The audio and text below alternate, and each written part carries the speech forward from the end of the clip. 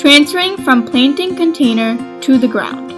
The materials you will need for transferring a plant from the container to the ground include the planting containers with the sprouted plants, a watering hose, a trowel, and gloves. It is best if the seedling is transplanted after it has grown at least 2 or more sets of true leaves.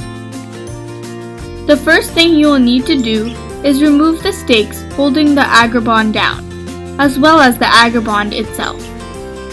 Next, make sure that the water lines in the prepared bed are straight and evenly spaced so you can maximize the water appropriation for each plant. Next, dig a hole in the bed adjacent to the water emitter hole. You can identify the emitter by feeling for the hole, which should be facing upward on the water pipelines. Then, take the seedling carefully out of the 6-pack. Do this carefully so that the leaves and the roots won't be destroyed. Once out, you may need to loosen the roots from the soil somewhat so that they are able to branch out in the ground and form a good foundation for the plant.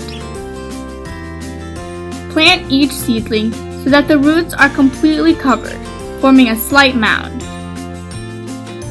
For guidance on spacing of the plants, review the seed packet or consult with the supervisor.